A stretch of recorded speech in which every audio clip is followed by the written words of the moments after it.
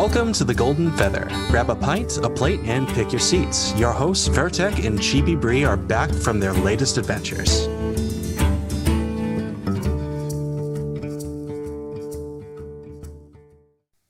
Hello, hello, hello, everyone, and welcome back to another episode of the Golden Feather. Today we have two people that we know very well. We've been following them a long time. We've gotten to be good friends with them. They are Captain Redbeard and BDLG, the Valheim expert. As you can tell, he looks like he has some Viking blood. BDLG stands for big dude, like giant, okay? And actually, I'm lying. I have no idea what it stands for. Perfect. And it's actually redbird. and it's Kenneth Tootin, not BDLG. He just changed his name. So. Okay. Okay, so yeah, welcome to the show. Nice to have you. So if you guys don't mind, starting with you, I guess, Redbird, tell people who you are, what you do, how you found Ashes, what brought you to this world.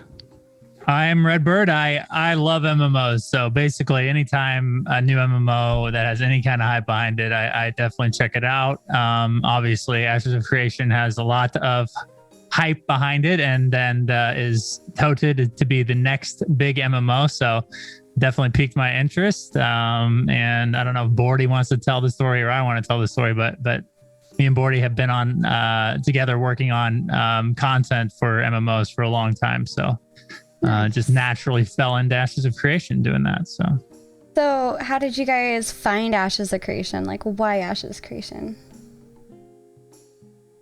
I'm trying to think how maybe BDLG has a good answer, but I'm trying to think how we came upon the idea of starting to cover it. Help me out here, Bordy. Well, I think that, Ashes of Creation is just one of those games that's been hyped for a while. We've seen obviously Lazy Peon's video back in the day. That was something that was, I guess it was a few months ago whenever they dropped that. That was a pretty big deal. And Red and I had talked about Ashes of Creation a little bit, just kind of, haphazardly here and there as we were playing other MMOs. And then as we just kind of naturally started to dive into it more and more and more. And then that just kind of triggered us to want to cover the game. We've covered other MMOs in the past. And so we're like, well, why not jump on Ashes too? It looks like an awesome MMO, and so here we are. Nice. And I've been listening to your guys' podcast, and I have an idea of what it is, but do you guys want to try to describe what your podcast is like for those of us that haven't seen it? Like, what kind of content do you cover? What would you call yourself? I think what separates or potentially separates us from other podcasts is we try to do it quickly. We try to crunch everything down. We pride ourselves in doing it within 30 to 40 minutes, hopefully. But I know that sometimes we run over that mark. But that was like, we started out in Elder Scrolls Online podcasting. And that was, there's a lot of podcasts that cover that game. And we kind of wanted to do like a short form, quick conversation, down and dirty podcast. And then we just kind of enjoyed that. And so we kind of, kept using that format as we cover different MMOs. Nice. Also, not sure if Horrendous. Yes, Horrendous. Thank you so much. Much appreciated. 8 months goes by really quick. Oh yes. Really, really quick. But not sure if you guys are familiar with many of the podcasts from SOTOR. And especially back when it first started, there was one called Tourcast. And they did the same kind of thing. They condensed everything down to, believe it or not, 15 minutes. They did like a speed read, like super fast talking, like this is what we do, this is what's happening, blah, blah, blah. They did it for the longest time. No matter how big the update, they always crunched it down to 15 minutes. Wow, insane. That's impressive. Yeah. I missed the SWTOR boat. I didn't play that one. It's still one of the better ones as far as like story and adventure goes, but I played a little bit, but I thought it was really cool the storyline, how you could it had like all the characters, like if you did a dungeon, had all the characters, and you had like each had to put in like a voice line, like a choice of 3 voice lines on what you wanted to say during the conversation. I thought that was pretty cool, for sure. But I didn't never listen to any SWTOR podcasts. We know people that did SWTOR podcasts. But I never listened to any. I tried playing Star Wars, and my computer did not want to let me play at all. It wasn't gonna. It was doing open. weird stuff. Yeah. Yeah. Also, thank you, Theater. Cheers. Thank you, T-Elf. Much appreciated. Welcome today. Yes, welcome. We have some very awesome new podcasters with us, and I say new, but I'm sure like relatively new. New to us. To Ashes at least, and us, yes. While we are on our 70th plus, and other people are on their 100th plus, they're on their 22nd coming up. 22nd Coming up. episode? Yep. Yep. And it seems like you guys do it every 2 weeks. Yeah. Every Yeah. 2 weeks. That's correct. Yep. Okay, cool. So if you guys want to catch them, you guys pre-record, right? And then you release on YouTube. Yeah, that's correct. We YouTube and then all the podcasting platforms. Yeah. Okay, perfect. So I have their links right here, and I'll just go ahead and put them out there for you guys. But Vertec, do you want to grab a conversation topic? I'm pretty sure I could do that. I think we have one or three here. Maybe a few, yeah. So one thing I bumped into, because what I wanted to try to do is start going through the guild invites announcements and everything, kind of toss some help to some of the newer guilds looking for people. And I bumped into a post by someone who's just looking for friends. Just looking for people to play with. The title of the post on the forums is, I'm looking for an older group of gamers. And we have, I know, because I am one, some experienced people in life and in MMOs in general. So I figured that this might be a good place to kind of share that out and say, hey, swing on by the forums, tell them hello, and see if they might be a good friend in game. Sounds fun. And aside from that, there's also this other really cool thing. Some of you guys have seen it already. Protect played it. We called it bones back then. Hello, big. Throwing bones. But welcome to the show, sir. Welcome to the show. But another cool thing I bumped into, by the way, there is someone working on an Ashes of Creation card game, like fan made. The name is Lashing, and there's been some updates recently. Mm-hmm. And if you haven't checked it out, now there's 235 cards created. Oh, goodness. To kind of do it like a do it yourself, kind of print them out and just play around. It's kind of cool. Get some card stock. Yeah. Really. Of course. Nice. This is a fan. This is a fan. Yeah, fan made. That's awesome, man. I'm a big Magic guy, so I love card games. This that's basically what they're doing is making. Gathering. Yeah, Ashes of Creation team Magic the Gathering. Nice. But yeah, definitely go ahead and swing out and check that out. Now, here's something to get your guys' opinion on crafting. Are either of you big crafting fans? No. I mean, I dabble in crafting some in MMOs, but we're mostly PvP players, both of us. But I do enjoy the crafting side of things, and I like it when an MMO has a really strong crafting system for sure. Okay, yeah, because this person kind of put out a posting, tried to grab opinions on getting bonus loot from mini games in the professions. So instead of just going through and you're just crafting and it's kind of mind numbing, you click this and click that, and as long as you have the stuff in your bag, you get things in the end, right? Kind of a blah, typical what have you. But they were talking about actually having a mini game where you can get bonus stuff. And since Paradox is in here, he actually even commented on that thread saying, hey, if you can make a mini game where it's not RNG based, I'm all ears.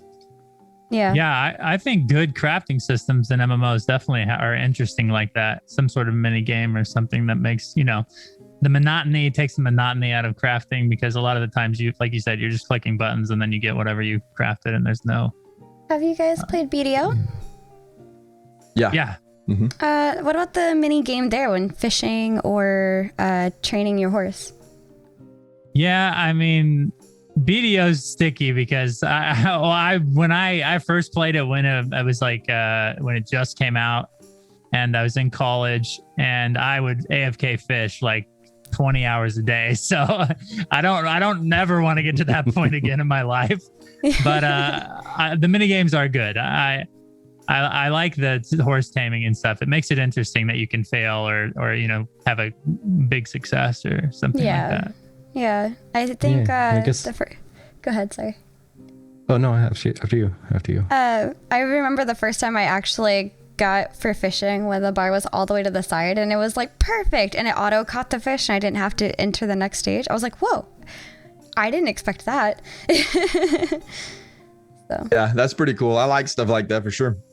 Yeah. Yeah, I was just about to say, what's your opinion on the AFK part of games? Because on one hand, it's super convenient because like someone else told us, BDO, it's good for people who are busy and don't have a lot of time to play, but still want to progress. So you can AFK a whole bunch of stuff.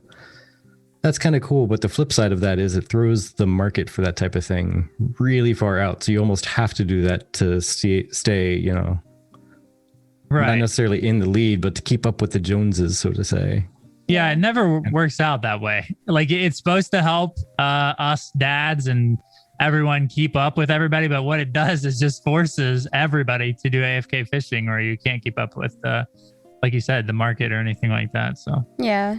Yep. I come from a long line of playing Ultima Online, and AFK macroing was a huge deal in UO. So you would, I mean, every skill in the game you would macro to get up to max level. And what ultimately ended up happening with a lot of the player run shards is that you would have these really, really good servers. They were a lot of fun, but you would get on there and there's like, there's 600 people on right now. Well, 550 of them were AFK macroing. So it's like, because they were just, getting up their skills. So it's kind of a false representation of who was actually online playing, and it kind of messed things up a little bit. So I'm kind of on the fence there. Yeah. That's fair. Yeah. I will say, the AFK stuff, kind of like the fishing, like with I'm still there. I'm still right here, but I'm able to do my work and like look over and check up on my character. But I'm at least able to focus on something. I like that part of it. But it is kind of, like you said, a little difficult when it comes to other facets, like who's actually online and who's Sunfrag, welcome in. Server shows high popping clogged, but it's actually just a bunch of people standing by the ocean throwing in the line. Yeah, exactly. Oh yeah, troll. No worries on that. Honestly, honestly, they're very anti-pay to win. I just think it's important to view aspects of other games. I know we're here to talk about Ashes, but I know BDLG. How about you, Redbird? Do you also play Valheim? Yeah, we have a community server that we've been doing with. I'll go ahead and test that out for you guys. What is the max? We've had like there's only 10 people on a server right now. That's the max you can have. Yeah. Yeah. So we occasionally have, I think, close to that number, but we have, I think we were getting ready to fight the 4th boss. So we do it like once a week or twice a week. So we haven't obviously made it to the end game yet, but it's a lot of fun. I don't like those games, honestly. That's more boardy style, but I succumbed this time and I've enjoyed myself. That's a good game. It reminds me of my PlayStation 1 days for some reason. I think it's the graphics, but it's been fun. My experience in the game has definitely been good. I wanted to talk about this because I saw this on Theory Forge's episode, but they're talking about the weather system in the game and how apparently a lightning or a thunderstorm is terrifying. Have you guys experienced one of those? Yeah. So whenever you're out selling, especially, that stuff gets a little bit crazy, and then weather effects have different effects on your character too. So whenever it rains, you get wet, and then that affects your stamina regeneration and things of that nature. And then the lightning storms are pretty terrifying. The weather and the physics in that game are really, really good. I think that's one of the things that really sets Valheim apart from other survival games for sure. Yeah, it's pretty crazy whenever you're caught out in a storm like that. Yeah. What do you guys think of something like that? That level of intensity of a storm in Ashes. Is that something that would interest you? Or is it something that would kind of not really that interested, or whatever? Not one or the other. Go ahead. Go ahead, Red. I'll go, man. You know, you can just alphabetical order. There we go. Yeah. I think that things like that are really good for MMOs. I think you got to be a little bit careful though, because some of those things can get a little bit mundane and force you to not want to go to certain zones or certain areas. If you have to do too much micromanaging of your character to get prepared to go to a specific area in an MMO, I think that sometimes can take away from the gameplay. But I really do enjoy like dynamic weather events and things that actually have effects on your gameplay and your character versus just them looking pretty for the sake of having them in a game. Okay. So something like a 5-10% impact on whatever you're doing is cool, but when you start having to pack a whole extra gear set, it's a little overkill. Yeah. That's yeah. Okay. Redbird. I agree. The idea of like extreme weather, like tornado storms and maybe tornadoes. Wait, did I say tornado storms? Thunderstorms, tornadoes, hurricanes. Tornado storms. That sounds exciting. Yeah, those Imagining two. multiple tornadoes at once now, like little tiny whirlwind versions. Yeah, like Twister, the movie. I mean, like that's cool. Like if they can pull that off in game and make it like, I don't know, like this the original Sim City, where like it would just, maybe it destroyed a freehold or something like that. That type of weather, I think that would be cool. But along BDLG's point, I just, when you have to start like switching gear sets for like different minute situations, like Valheim, you have to go to the cold, you have to have frost resistant stuff and on and on. And in an MMO, I think that can be pretty cumbersome, like I said. And when you're also having to worry about, like statistics and perks and armor class and everything like that.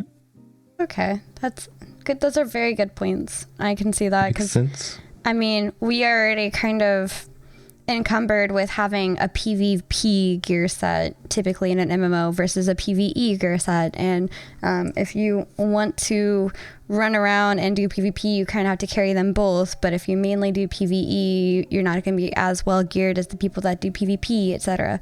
So I'm kind of interested in seeing what Ashes is doing with that in terms of, I believe they said that there should only be one gear set suitable for all situations.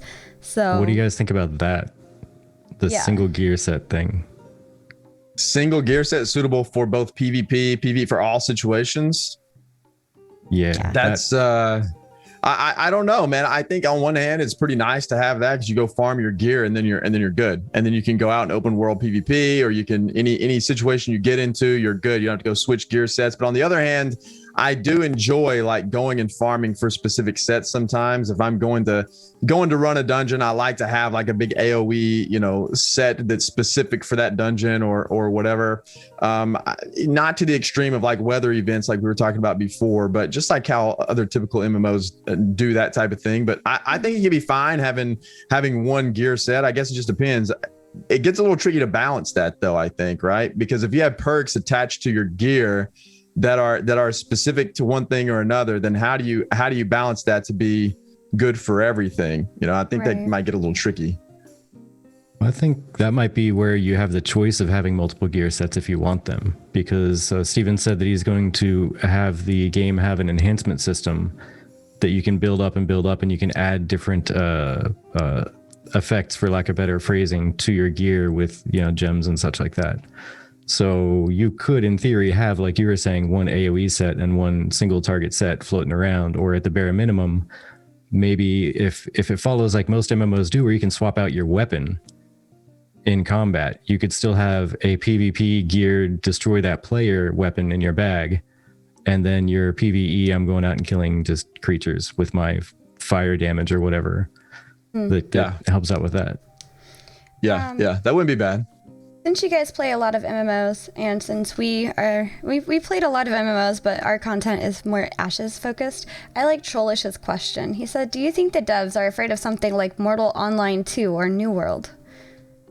From our perspective, I'd say no. Yeah. I think Mortal Online 2 is more of a niche game. I think, it's hardcore.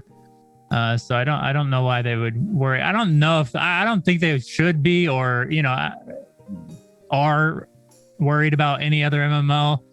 I think they tend to cheer other MMOs on as they, progress and push towards launch or whatever. I think Ashes has a very defined,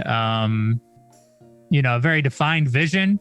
And I think a lot of people that are interested in that type of game are still going to play Ashes of Creation. I am going to play New World and I'm going to play Ashes of Creation. So I don't know, I don't think there's any reason for them to be afraid of any other MMO at this point. Yeah, that's fair.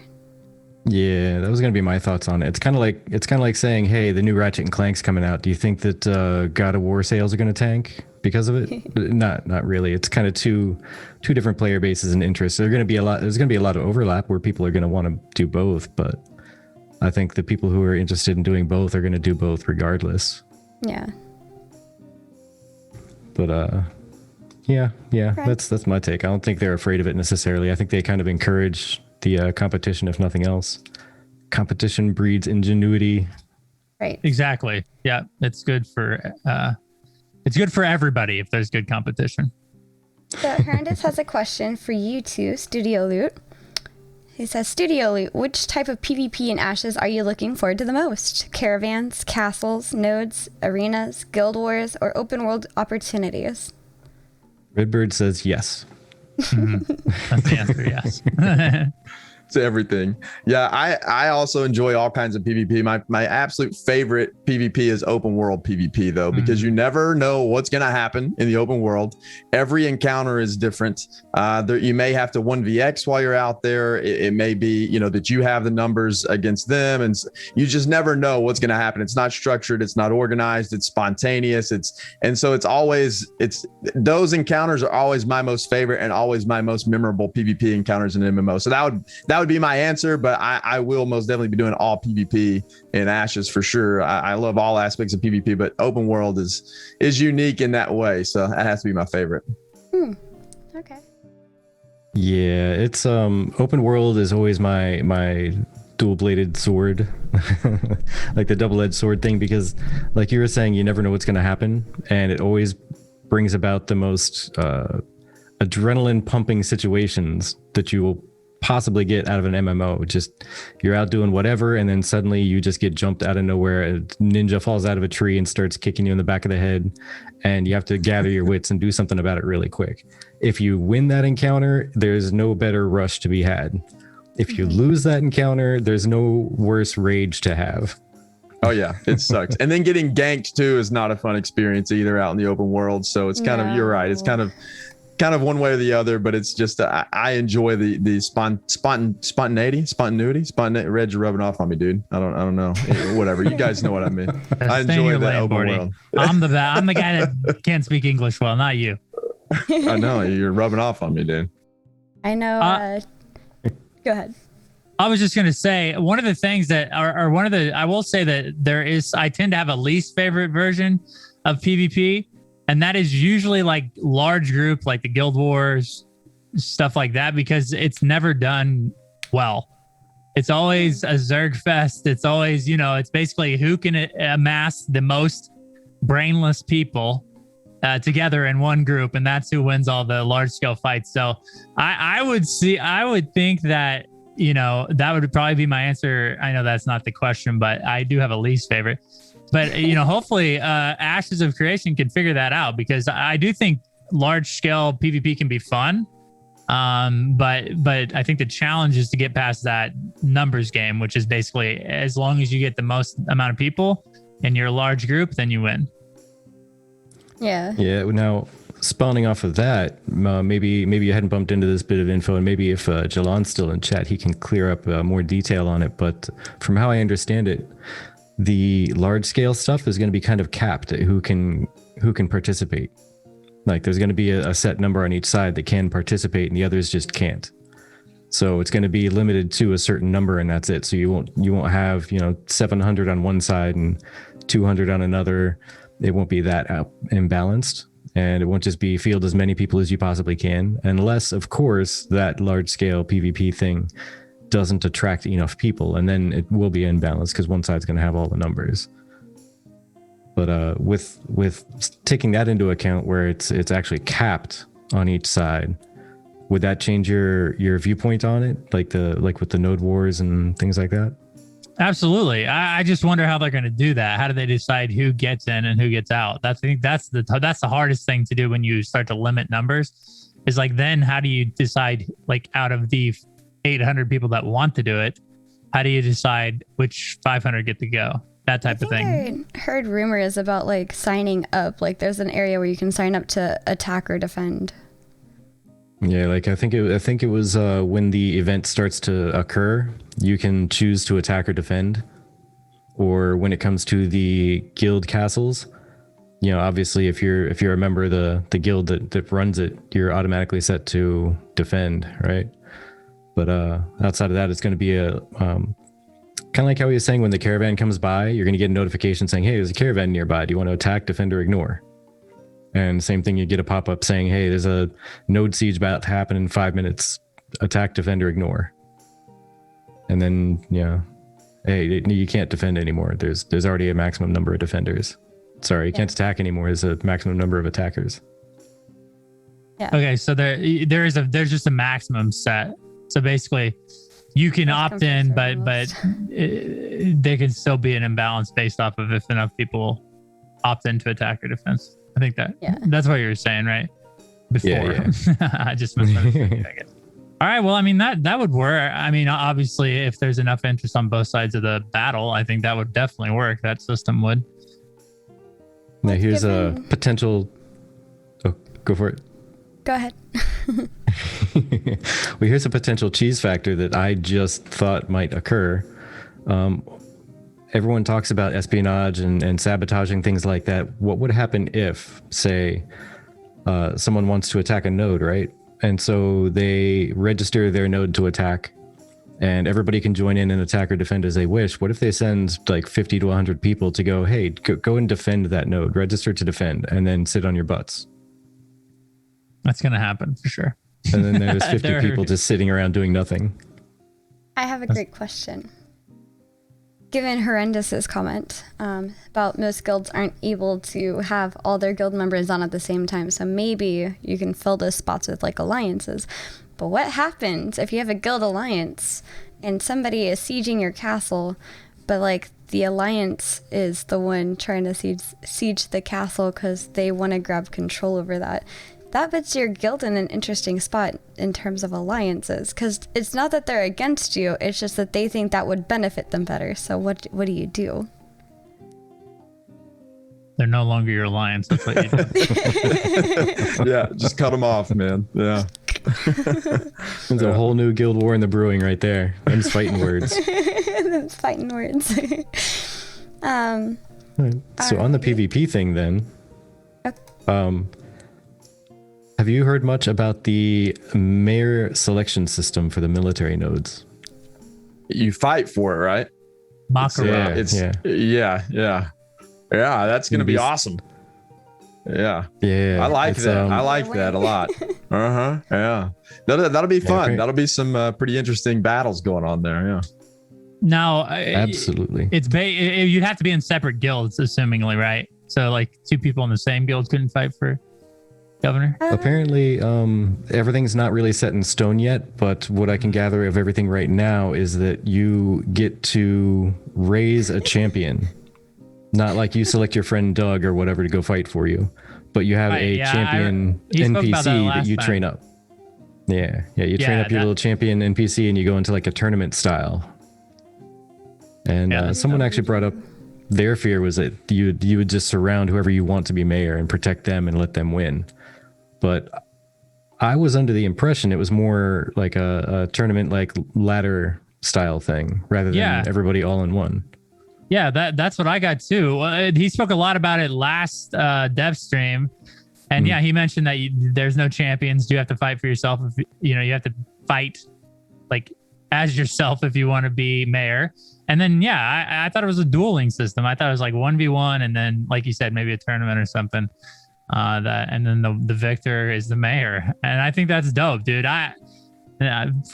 Forgive me, chat. I'm gonna make a World of Warcraft reference here, but the orcs in World of Warcraft, the Horde, I guess in general, have Makara to decide, who's the most powerful person and who gets to be the war chief, and I think that's dope. I think it's cool that they have a node that's centered around that type of government. Yeah. And I want to be the mayor. I want to be the mayor in one of those nodes, because I would assume that means you get to duel a lot of people. Valley, welcome back. Yeah. Yeah. Hey, Valley. So yes, there is But, a yeah, corruption trollish. system. Mhm. And it is, As we both go to answer it the is same a question. karma. And basically, as you kill people, you get negative karma, kind of. But essentially, the more you kill people who don't fight back, the more of this corruption is what is called in ashes you get. And basically, people after a certain point will see you pop up on the map if you have so much corruption that they can then come and kill you without gaining corruption. I think those are bounty hunters. So Yeah. I'm so looking forward to that. That's the one reason why I really want to have a character in a military node. Because how cool is that? You can go out and be a bounty hunter, and you get little blips on your map when people are corrupted nearby, and you can just go and just no repercussion because it's encouraged. You go and you hunt down the people with corruption because trollish, you can go and kill anybody you want.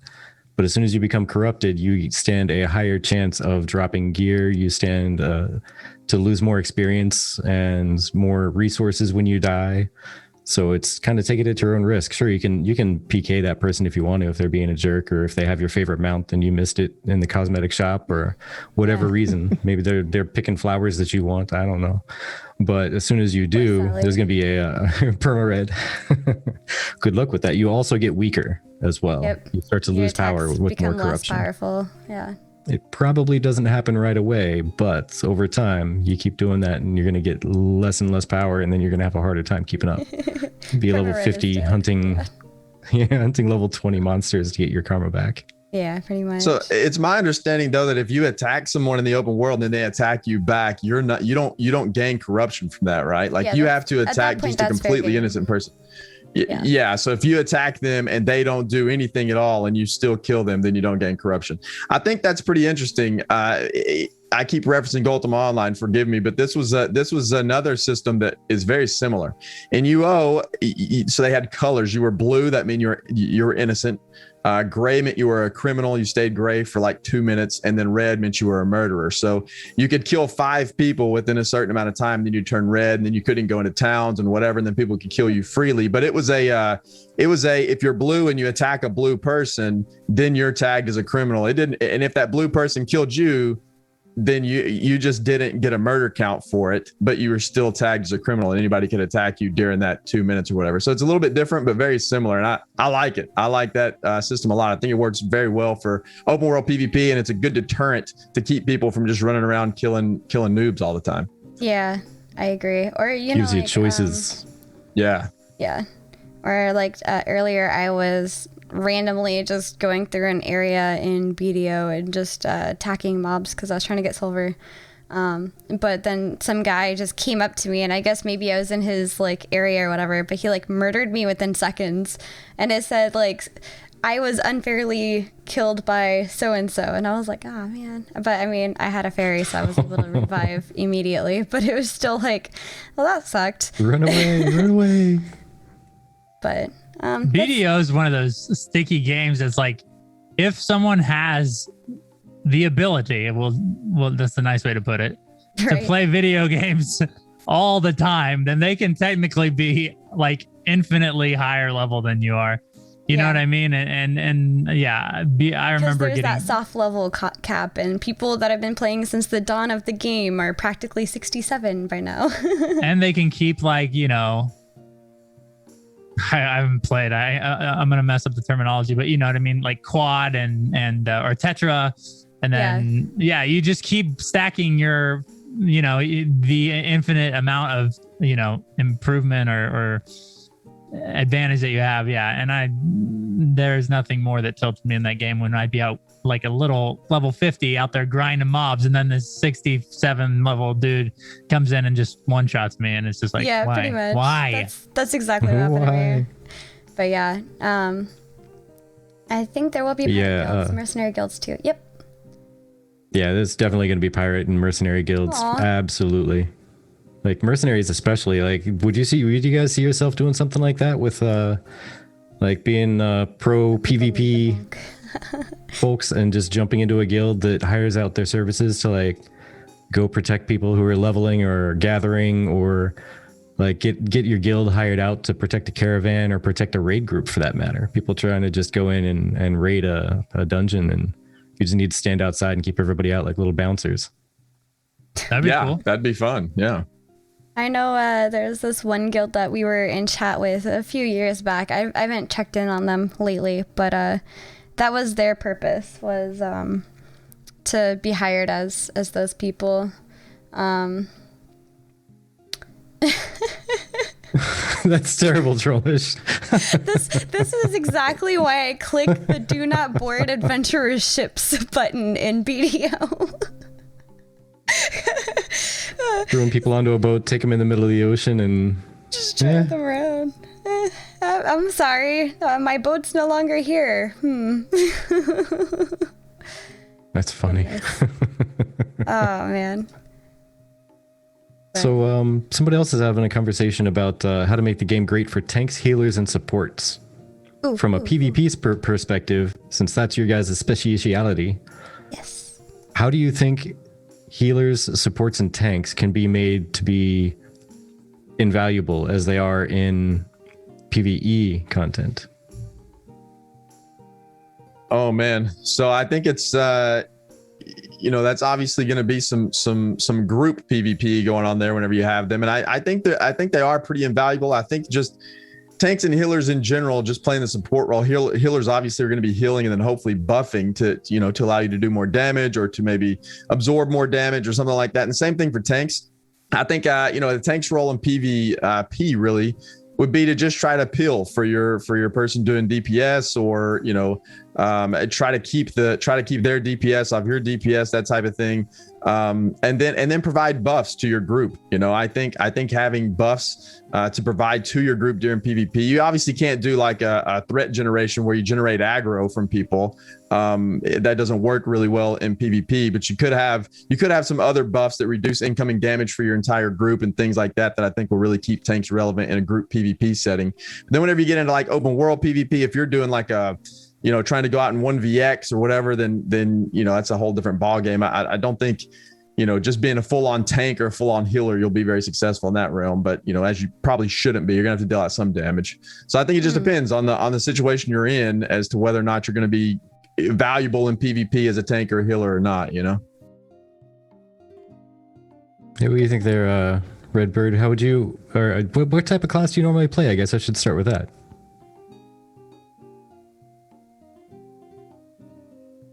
Is Bordy going to answer? Are you going to answer the class question before I answer, or you want to? Oh, it doesn't matter. I will. Yeah. I like to play like a melee DPS class is what I like. I like to be like up in your face, doing tons of damage, and then being able to get out of combat really fast and then back in. And I just like a big melee bruiser, not necessarily a tank, but like a melee DPS class is what I enjoy playing. Yeah. Okay. You like the dual wield warrior type? Yeah. Yeah. I'm a warlock necromancer guy, so I usually play with like dots and ranged characters. But as far as the having the different roles viable in PvP, I think they're only viable in group play. And I think, like Bordy was kind of hinting at, the tank role is very difficult to pull off in PvP. I think you have to, we saw the tank PvP in the dual the 2v2 that they had, I think February's dev stream, and it had a lot of CC, and that's what you should have as a tank in a large group battle, is a way to hinder the other group's plans and kind of get in there and get your hands dirty and be a distraction and try to soak up some damage for your damage dealers and healers. So I think as a tank, that's definitely to make that viable, you definitely need to have a skill set or a move set that allows a tank to do that in group play. I think healer is pretty self-explanatory. You just keep everybody up, basically, or buff everybody and all that. Yeah, and Trollish, I was gonna say with the all classes lesser than the wielder of the pokey poke, or a sneaky poke. I was gonna say you got to be either a rogue or a sniper ranger type, but yeah, then rogue is the only correct answer. Roll up on healers and shiv them with a sharpened toothbrush. Don't be a rogue. Stop it. No, buddy. So then, since you guys play mostly DPS types, what type of tank, if there were to be a tank that's specialized, which one would aggravate you the most? One that does, say, a lot of crowd control, or one that does damage reduction, say with taunts and stuff, where you say you reduce your damage by 50% unless you attack the tank specifically, or other? I mean, Like someone that just has a Oh, sorry. big Go ahead, battlefield Ren. control, like I was just pulling gonna say, people there's around this- and shoving people. if there's like a stealth tank, that's awful. And then also, if one of the things that also are difficult to deal with are self-healing tanks, like paladins or something like that.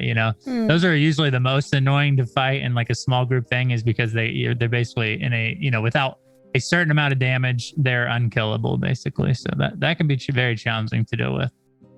Yeah, those in CC. I get real tilted whenever I get CC chained and I can't get up to do any damage. Yeah, I get real mad. Get off of me, man. I need to attack. Yeah. Yeah. Did you guys you missed out on the BR, right? The BR testing grounds that No, we played it. We played it. Yeah.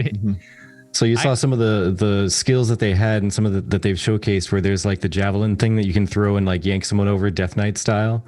And then they also had the barricade that you can throw up, the big wall. So, I mean, I'm just seeing the tank as being amazing at controlling a battlefield. If you can pull somebody over to peel them off, just in the ultimate way, knock them on their butt, and then you just start throwing up walls so that they can't get away from you and back to wherever they were attacking. Yeah, that kind of stuff is great for sure. Yeah, in a group setting, I think that stuff is really, really good.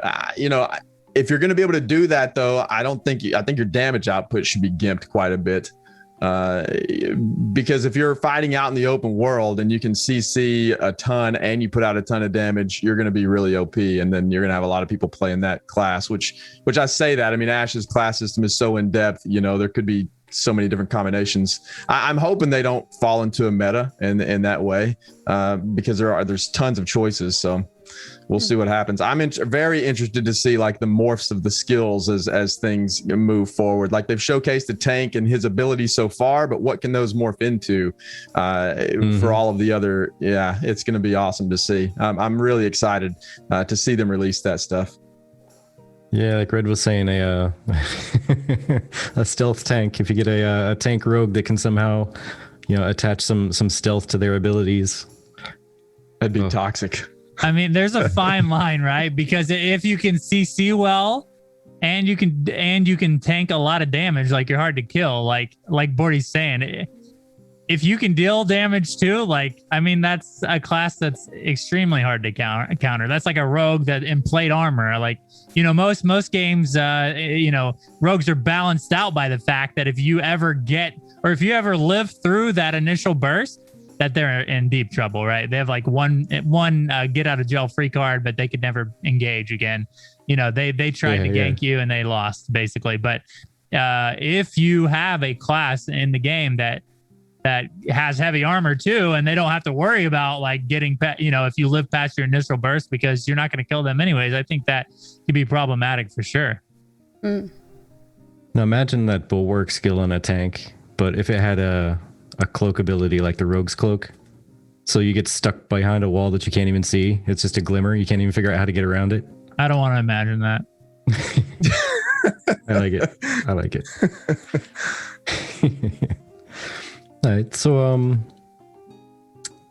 now another interesting question. This one's a little bit a different topic, I suppose. BC Giant just put up a video. They were talking about Head Start servers and if they're pay to win or not. What's your take on that? Our Head Start servers, I think it was like a 3-day or 4-day window that we can start if you bought into a certain package level. Would you call that a pay to win aspect or no? I don't like it. I don't like the idea of exchanging money for advantage, right? It just no matter how it is. I mean, like BDO or Arcade, two games that are seem to be influences of Ashes of Creation. Those games are not particularly Black Desert Online's version, but Arcade was completely detrimental to the game. I mean, any sort of advantage that players think they can get monetarily, the other group players, it can be a very negative thing. And even a head start, even like a day or a week or whatever, it just doesn't feel good in my book. Like, I feel like everybody should be on the same page as far as advantage goes. And then if I want to buy a cool looking mount and a cool looking armor set that I can roll around with and feel cool with, then that's fine. But yeah, any of the advantages that you can get monetarily, I'm against for sure. Just real quick, I'm going to add what Horrendous just said. He said nodes won't be turned on at that time, but the only advantage that you might have is reduced fog of war from exploration and such. Does that change your opinion at all? No. Still no. Yeah. I just I don't know. Yeah. Checking. Yeah. I mean, like, I can understand, like, people can play the beta and you can gain knowledge and everything like that and get an advantage that way. And I think that was fine. I mean, you're technically paying for access to the beta. So those sort of things are okay in my opinion. But as far as like the live server goes, where it's never going to be wiped again, I think that's where I draw the line, I think. Yeah. Yeah, I think with me anyway, I've played a bunch of different games as they started. That's actually what I used to do a lot of, is I played a lot of games that you've probably never heard of because they went live and then they died within like a year or two or whatever. But I used to hunt down alphas and betas and I would test them until they go live. And then when they started charging me money, I would stop playing.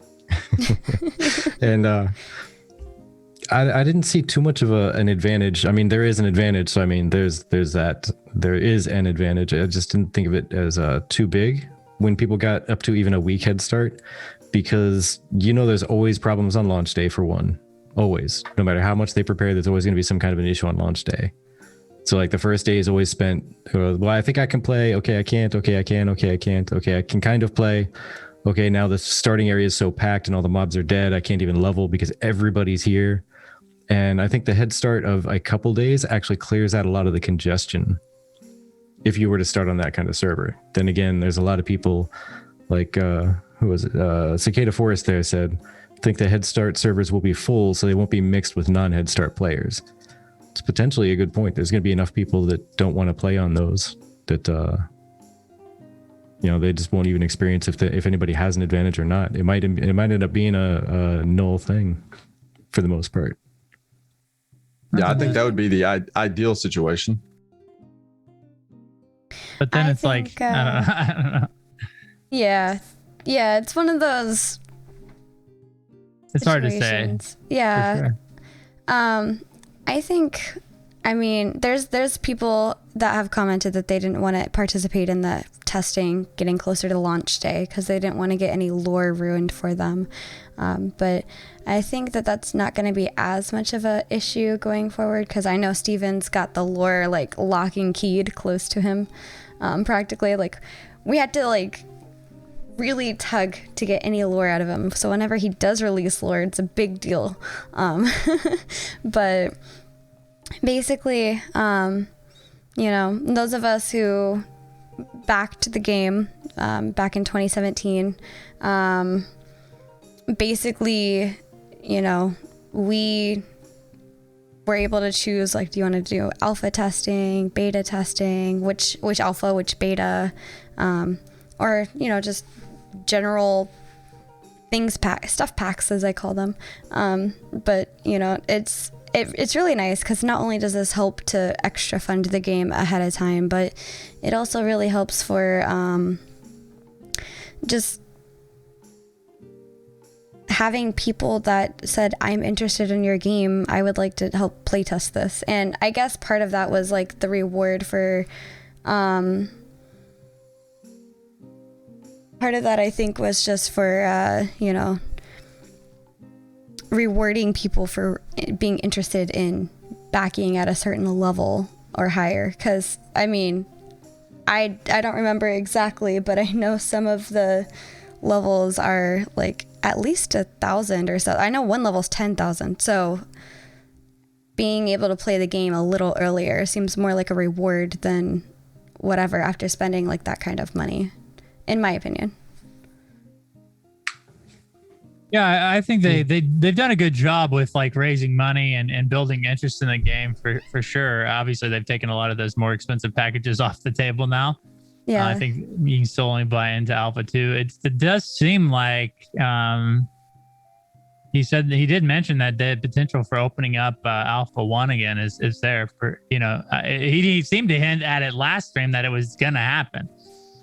So that's exciting. But yeah, I'm all for like getting like cool looking stuff and like, I mean, what the biggest package right now gets you, almost a year of game time or the sub. And I think that's cool because you're basically, getting the value that you're paying in. You're just choosing to support the game. But so did the 10,000 packages? I can't remember what they had. And did they have like early access to the live client? Man, they had all the bells and whistles. Yeah, the early access was above, I want to say like the $500 package or something had early access. It was 2 or 3 days. I think it was 3 days. But yeah, the $10,000 package was really just because you really wanted to throw money at the game and you really liked the game and you wanted to go up, because one of the biggest things that they added was basically developer tickets to PAX. They would give everybody who donated at the $10,000 tier extra developer tickets to stop by and visit the booth and whatnot. And I think a copy of the lore book or like the Pathfinder book from Steven. Yeah, and then the ability to sit in on a I forget, was it a Pathfinder game with Steven being the GM. So those are the two big things. That's really cool, that'd be but pretty I have fun. to pay for college. Yeah, I was gonna say, they're really neat bonuses, absolutely. But yeah, I mean, you got that money to throw. No. $10,000 in a game that you don't know if you'll like. It's more of a punishment than a reward. Yes. Oi. So while we talk, I kind of want to show off. Apparently, it was National Doctors Day recently, and I am all about the cleric. So here is the resurrection. And sorry, real quick, Herinda says, will they have to decide between Head Start and the Las Vegas party?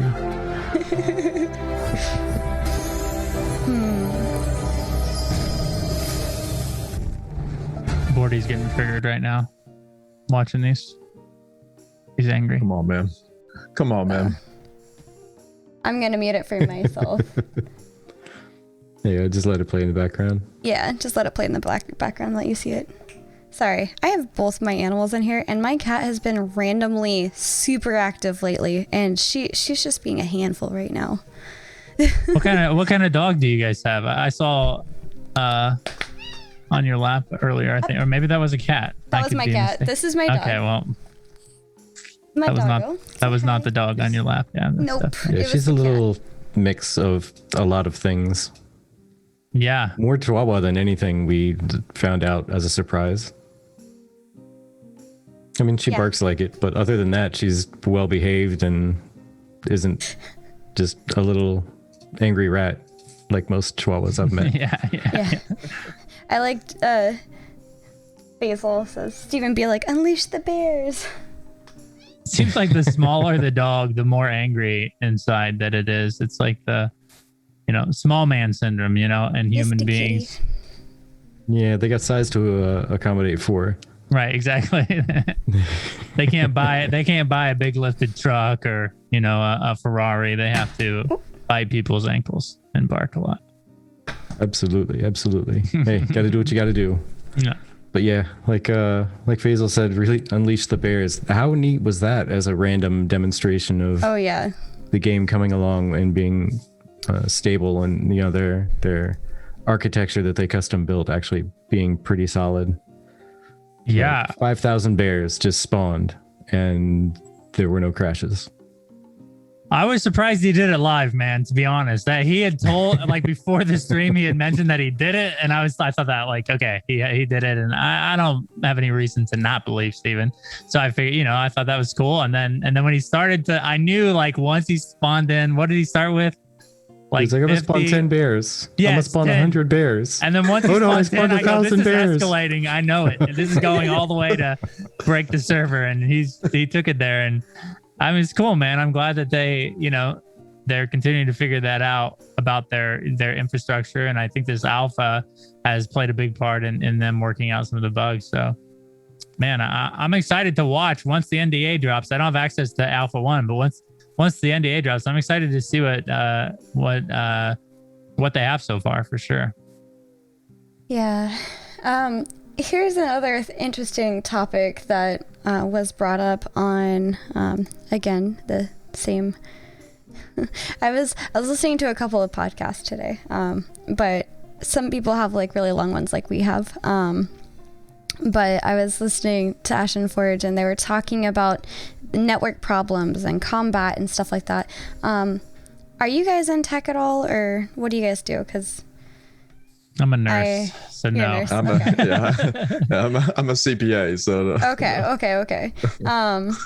So I'm a little bit into tech, but I'm not enough to deal with the whole network issues and stuff like that. I'm still very much a baby software engineer, in the fact that I'm an intern right now, so I'm learning. But basically, they're talking about the most recent problems. The reason why they had to push back was because of a network situation, and I mistook that for a server situation.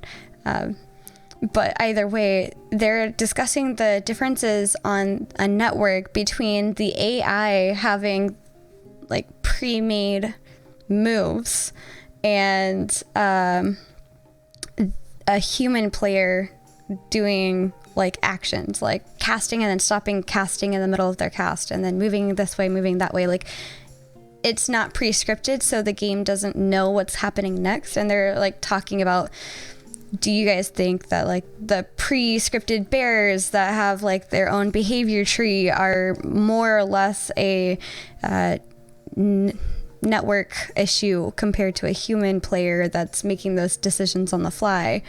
What do you guys think from your extensive gaming history? I think that's a good point because, inanimate bears, I don't know if they have abilities or anything yet. I think maybe they're just there. They do. They're saying that they had behavior trees. So that is still a lot different than having, a client or another player in there for sure. But that, 5,000 is a lot of anything. So, we'll see, I guess, when they start to get more and more people into the alpha and those large scale battles take place, what the actual threshold is on player characters in his own. Yeah. See, then comes the question of which is more taxing, the one where it's just reacting to what somebody tells it to do, or the one that it has to make the decision and then do the decision. So it's actually working double time on that instead of just receiving and doing whatever the command is. Yeah. You got me, man. Curious? I mean, definitely definitely the independent thinking one, that could, if they can pull it off, great. But that sort of logic, I think, can bog down things for sure. As far, as if it has to, make decisions based off of an input, I think that can be, that can get hairy quickly. That makes sense. Either way, I just know I'm really excited to see them and how far they can push this, because I remember the biggest battle that I've been in, two of them. One was on Planet Side 2. I didn't participate in like that biggest PvP thing ever. I wasn't in that, but I was in a really large battle either way. And then I know SOTOR tried to do the same thing. And the very first big epic battle that occurred, because I jumped in on day one and we all pushed real hard for it. And the big epic battleground that there was ended up locking up a lot of people, and a lot of people freezing up and stuttering and rubber banding around everywhere. Oh, man.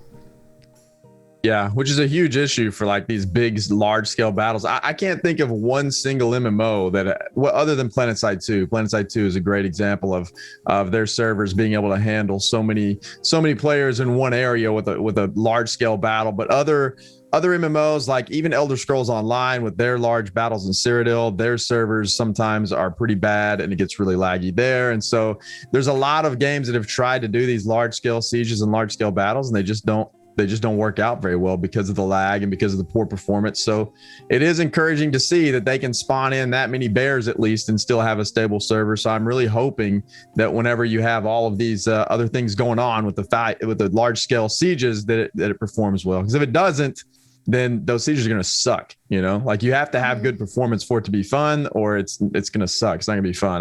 I wouldn't play in them if they were laggy. I don't have the patience to work my way through lag like some people do. Some people can sit there and still work their way through lag and play through the siege. I can't do that. I just leave. I don't want to deal with it. So I hope they can get that right. And it seems like they're working towards that. So it's encouraging. Mm-hmm. Also, I like their confidence level.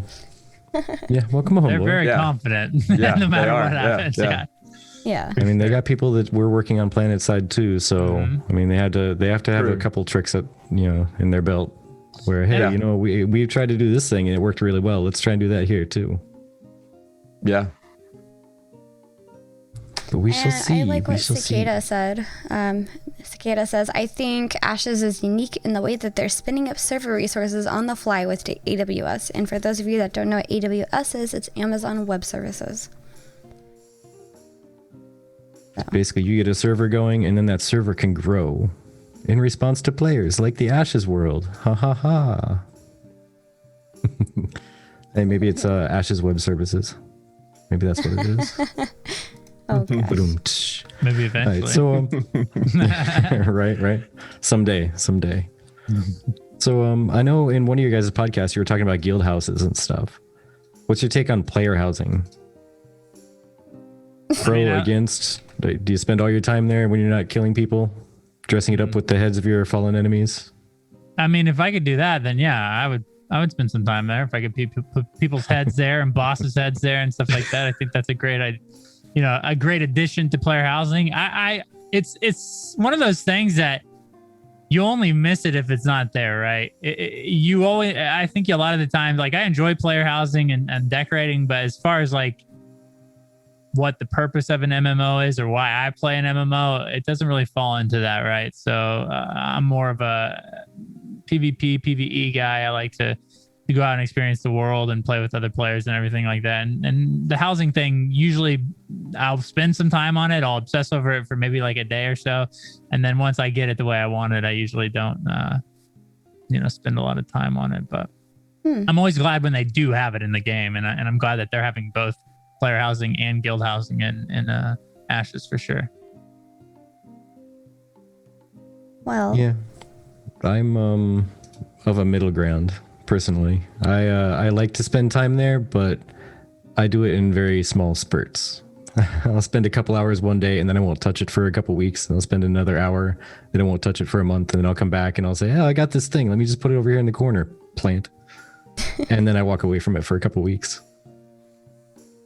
Yeah, I kind of do the same as well. I enjoy player housing though. I like it a lot. I think it's a good addition to any MMO. And I think, whenever there is a subset of people who just like to spend a ton of time in their house. So I think having a good housing system in an MMO is something that helps push the health of the MMO forward in terms of player base. But, it's not something that I get into and just spend all of my time on, but I do enjoy a good player housing system. And sometimes I'll find myself getting lost in there, getting things just right. But then once they are just right, I tend to not really go back to it a whole lot. But I do enjoy a good player housing system for sure. I used to actually like doing in some games that will allow you to just visit people's housing and even put it up on like Spotlight. It's kind of neat to see what some people do. Playing a couple games, I've seen people do some really creative stuff, like really creative. WildStar, I keep getting back to it, but WildStar had a housing system where you could take anything in the world and just attach it to anything anywhere else. And people would make mazes, like giant labyrinths from one side to the other. And then they would have a little buff thing hanging out at the other end that you could click and get like an hour-long buff if you made it through the maze. But they would take so much time awesome. And like every week they would revamp the maze and make it different. I think I have people to are say a lot that. more creative than I am. Yeah. I think I have to say WildStar is Vertex's favorite game of all time. No. Some multimillionaire needs to buy it and re-release it for free. Elder Scrolls Online, when we played that, I mean, they were like, I think professional house design. Like you could pay someone to do your player housing for you. And they were intricate. I mean, there were some really cool designs that we saw playing that game, or that I saw playing that game, of people that, I mean, you could tell they devoted hours upon hours to the design and the layout and each placement of each item. I mean, that's really cool, man. I hope that they have an intricate enough system to where someone can make an actual real life living being an interior decorator inside of the game. I think that's pretty cool. Yeah, how great would that be? But hey, yeah. If I could just interject real quick, I just noticed the time. I know it's been about an hour. Are you guys good to keep going, or do you need to get somewhere? Oh, whatever you guys want to do. Yeah, I'm fine. Lately we've been finding ourselves really like in a good conversation with our guest, but that's one thing that I think Redbird had asked me previously, is like, how long is your podcast? And I was like, usually like an hour, but sometimes longer lately if we really get into a good conversation swing. An hour-ish. I disappear into the basement for long periods of time all the time, so this will be no different than you now. won't be missed at this moment. Don't we all? Right, yeah, they know where I'm doing at. Something. Yeah. Well, if I can take over the conversation for a moment and bring us over to, because we were talking about guild houses and stuff, and I feel like this journey to Alpha 1, build your own adventure, is kind of along that lines. So for those of you that followed, we finally decided to build something, not a library. So construction of our new blacksmith is now underway. As we wait for our fellow citizens to gather and donate resources, we decide to brush up on some of our artisan skills to prepare to make use of our precious gem. Should we focus on weaponsmithing or armor smithing? And for those of you that want to play along, I have put the poll up. All you have to do is hover over the video player. You'll see a little icon that says vote, and you can click that and choose one or the other. And that's going to stay open for a while. Yeah, whatever you guys choose is what the Golden Feather account is going to vote for. So you get one extra vote swinging your way. Yes.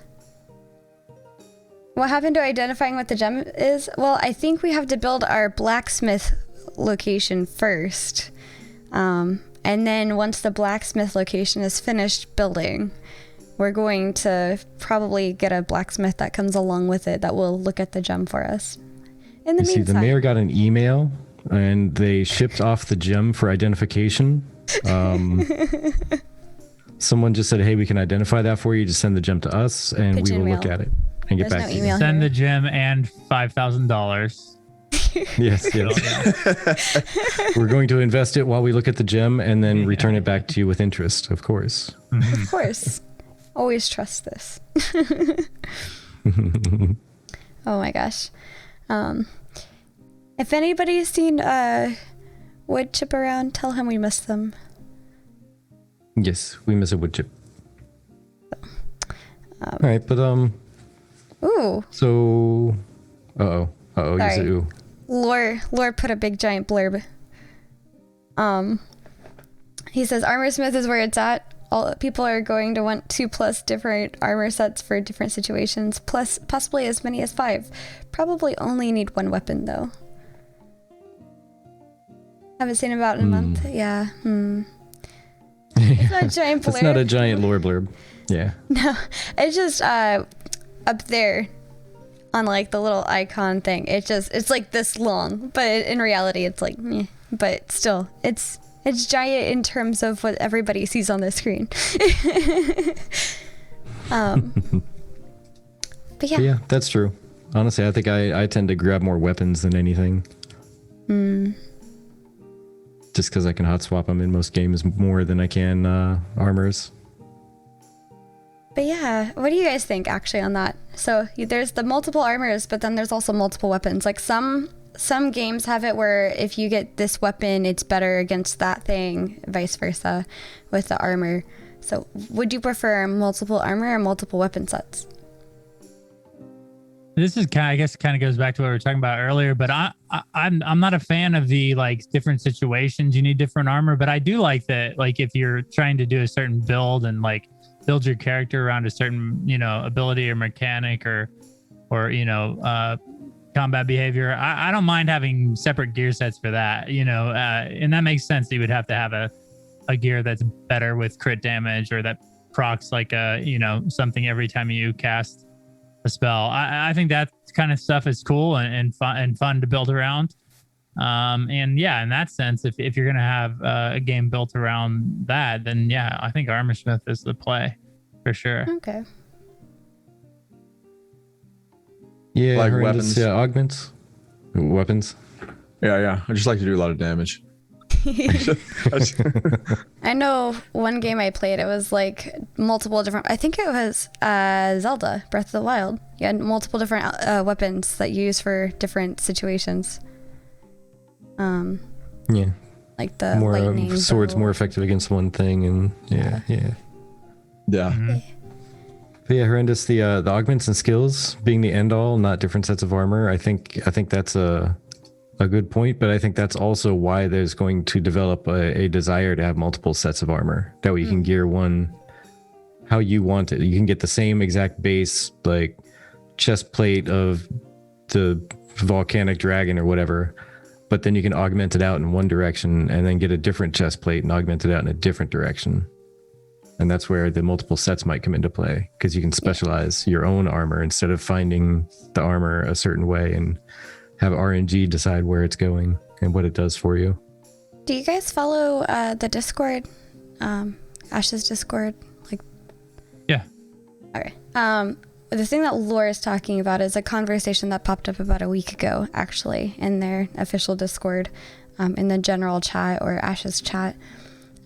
He says, my thought is based on everyone having a PvE set and PvP set, possibly multiple sets for each within different defenses for fights that are primarily physics or magic or mixed.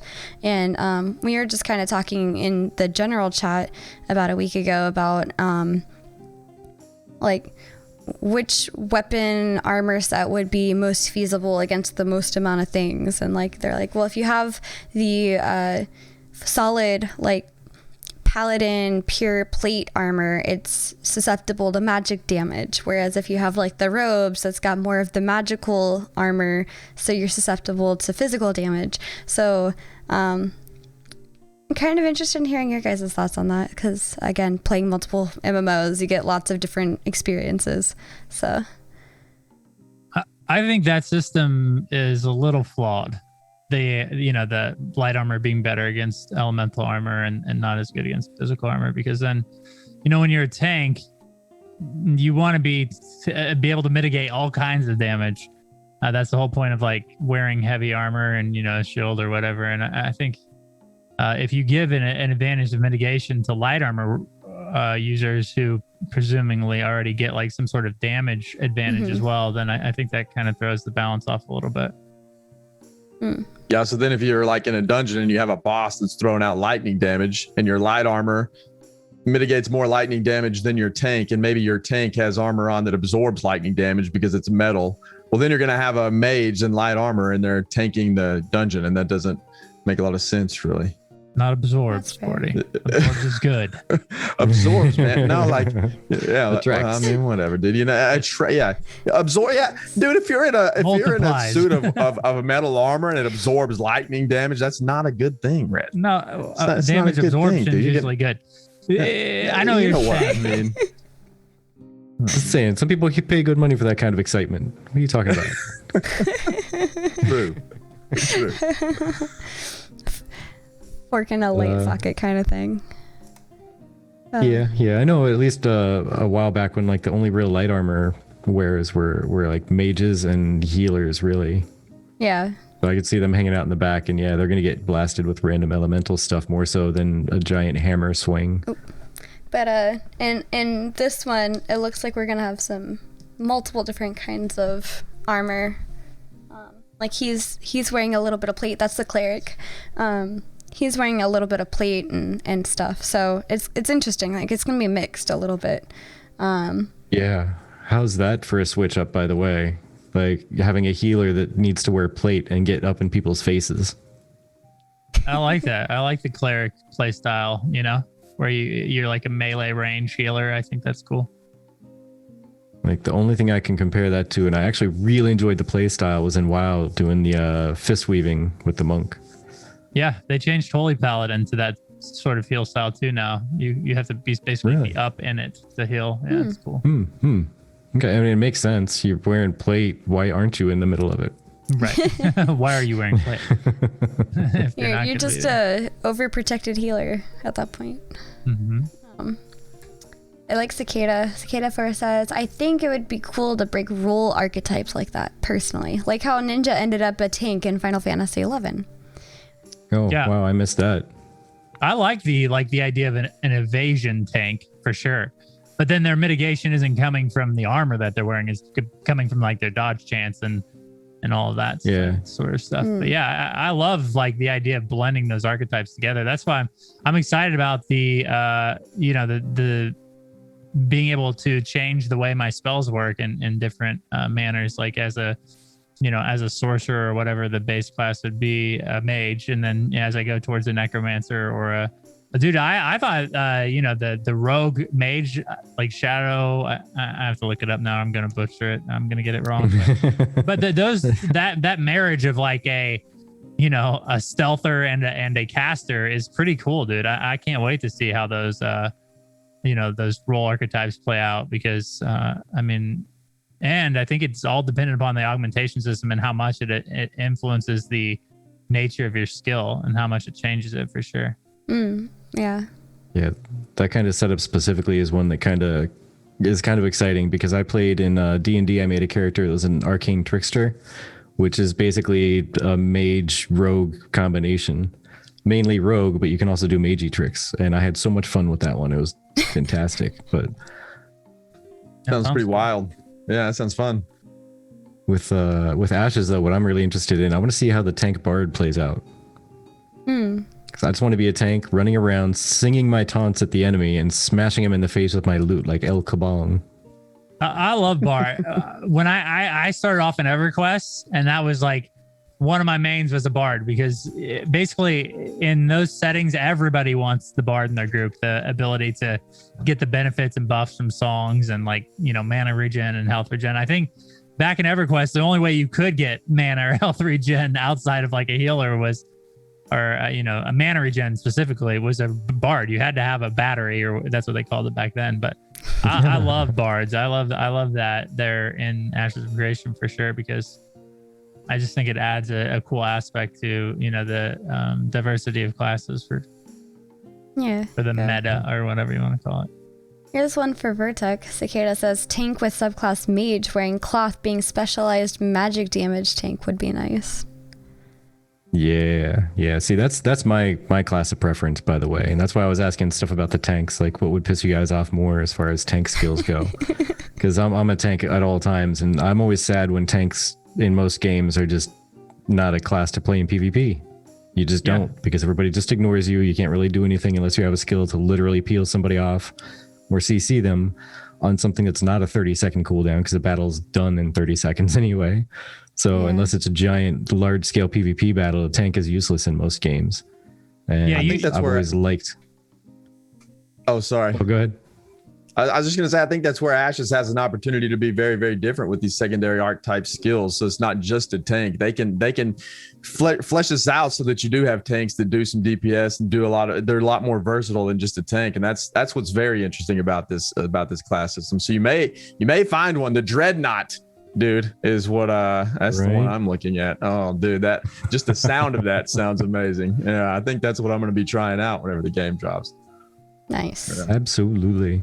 I think they have to incorporate some sort of AoE CC ability for tanks to be viable in PvP. So hopefully that it seems like they have those in the works. The base tank class seemed to have some sort of wide sweeping stun or something like that. So I think that's the key, right? To make tanks viable in PvP is for them to be able to CC a larger group than any other class. And I think or I hope that they can definitely make that happen, because like you said, tanks are a little bit underrepresented in PvP most of the time, unless they're just like unkillable, and then people love playing those classes. Yeah. Hello, Blood Knight. Yeah, basically. Yeah, I used to play Or Blood Death Knight. Yeah, but they're fun. Yeah, like Laura says, I had a blast. I loved when Unholy was able to be tank though. That was fantastic. I had so much fun with that one. And then they removed it. But yeah, like Laura says, if Steven's PvP experience is any guide, tanks do plenty of DPS. Did you guys watch that? His PvP foray? Yeah, I don't think we're supposed to talk about it though. I think Steven doesn't want anybody to say anything about his PvP experience or how he performed. It didn't happen. Hey, he lasted longer than I would have, so I would have just been sitting there flailing like, oh my gosh. No, what are you doing? Stop. I don't know if that's possible for him to have lasted longer than. Pretty much strictly PvE. I think Steven might be too, or maybe he might be just a role player. Maybe. At this point. Yeah. I'm thinking maybe a little bit all the above. He's dabbling in all those little pools of possibility. Like you said, he's the guy designing the game. We need to lay off of him. We need, he's a coach now, right? He can be a clicker. He's it's okay. the professor. Yeah. Yeah. What's the saying? Like when you can't play anymore, you coach. Yeah, when you can't do teach. Yeah. I didn't say that. Don't let that get back to Steven. I didn't say it. But yeah, I know I've enjoyed games like there's been a couple that when tanks get into PvP, you can have a fairly low cooldown taunt that just reduces everybody's damage to anybody but you. And I've always loved that because it actually lets me go and like target, okay, they're going after the healers. Let me go ahead and just taunt them. I don't care if they don't pay attention to me because it's going to be reducing significantly the damage they're putting out. So they're just wasting their cooldowns right now. Like I saw them pop their rage or whatever, and I just dropped their damage by 50%. So now they just wasted a 3-minute cooldown. Cool. I'm good. Yeah. Yeah. Those type of abilities are also very strong. The ability to mitigate damage for your teammates, I think is cool too.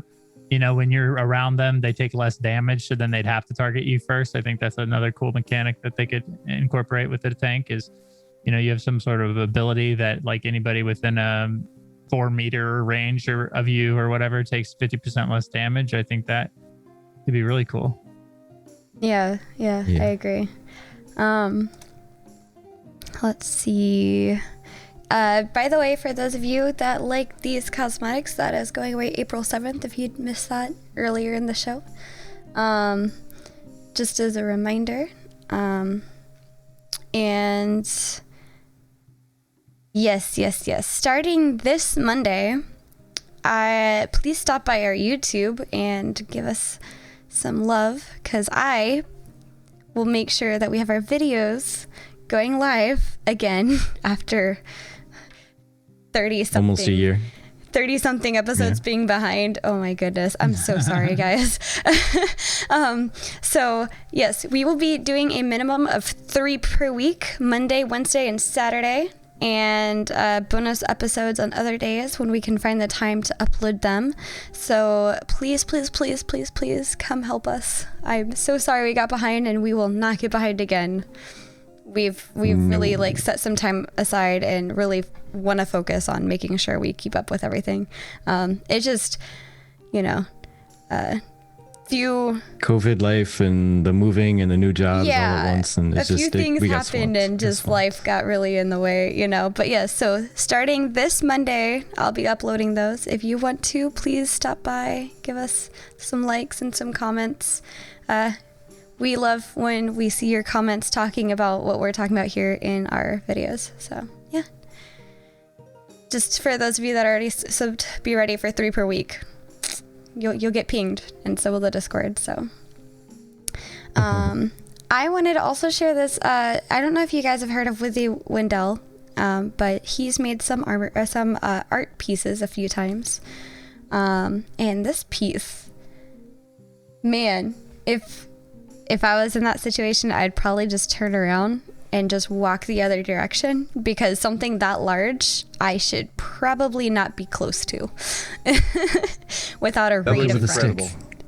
Yes. With a stick. That is incredible. Who is this? Withy Wendell? Withy Wendell. Man. Yeah, Withy Wendell. She does some amazing. really cool stuff. Oh man, that is really, really cool. I love it. Yeah. That's scary though, but that's awesome. I will actually pop her Twitter right here. And also this one here, which is where she's trying to promote most of her artwork. Yes. So go give her some love. Jump down its throat and stab it from the inside. Kind of, what does that remind me of? You would. There's The Witcher, you know, where he gets eaten and they're like, he's dead. They killed him. He's they dead. ate him alive. And then he comes back just like soaked in the guts of like whatever monster. And they're like, what? He's like, I killed it from the inside. Like,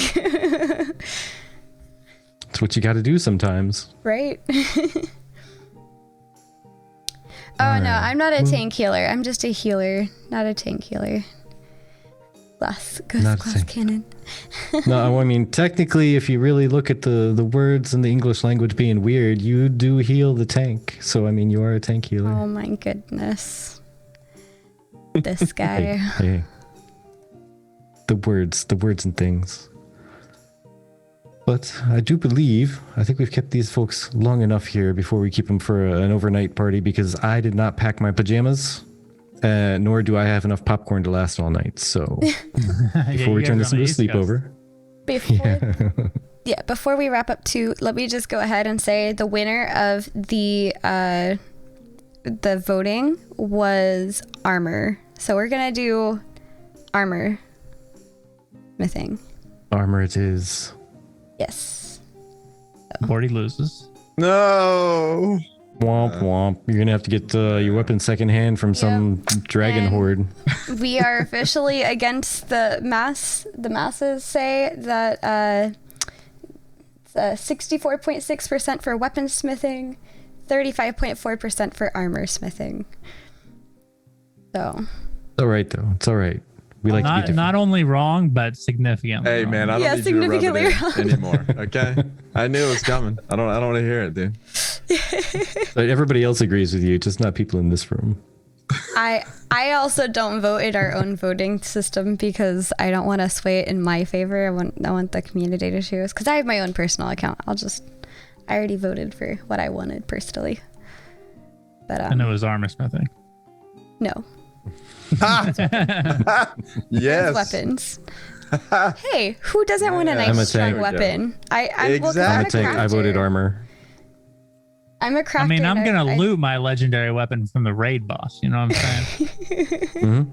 Oh, It's you got to must have survive voted- those AoEs. You would have voted armor anyways.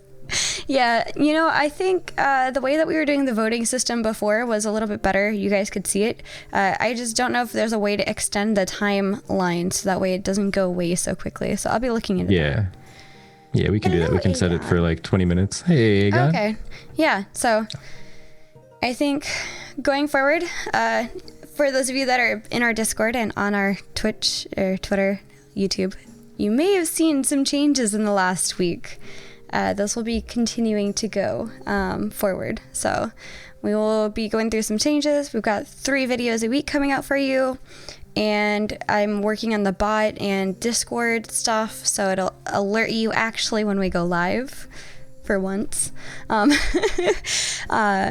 bot that we had already was supposed to do that and it wasn't doing that. And that's pretty much the updates for our podcast. I just want to say real quick, thank you so much, StudioLoot, for joining us. I'm so glad you had both of you had time to join us today. Thank you for giving us your extra time. We've been live for an hour and a half now.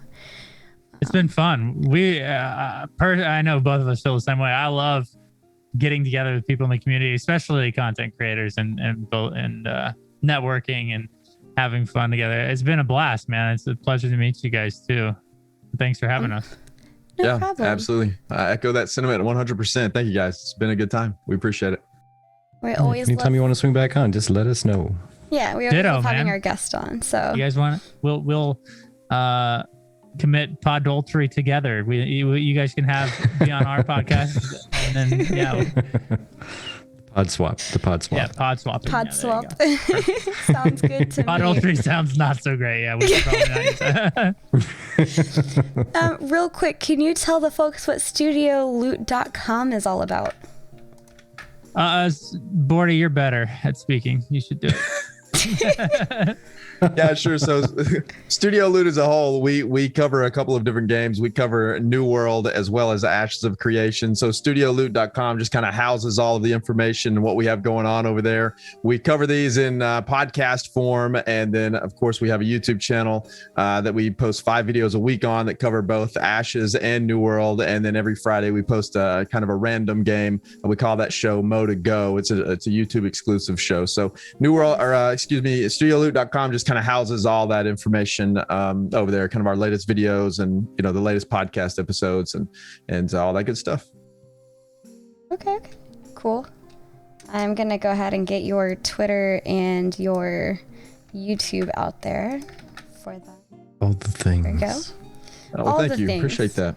No problem. So guys, go give them a follow. Go check out their podcast, Ashes to Go, which is why we're grabbing Ashes to Go today.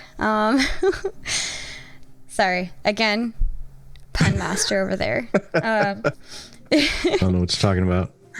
But She made that one up. nuh-uh. Thank you so much for joining us. We'll be live next week with Zara, our guild leader, talking about guilds and with the new guild. What's it called? Guild talks. What was it? The guild, the guild gatherings. I think it was Guild gatherings that they're posting. We wanted to kind of talk from a guild perspective of how important are these topics and where is she coming from in terms of a guild leader perspective. So hope to see you guys next week. Make sure to catch StudioLoot's newest Ashes to Go episode coming up this week, and we'll see you then. All right. Thank you for spending all your time with us. You folks have yourselves a happy day. And for those of you that celebrate it, have a happy Easter. For those of you that don't, have a lovely weekend. See ya. Eat lots of candy. Yes. All right. Later. Bye, guys.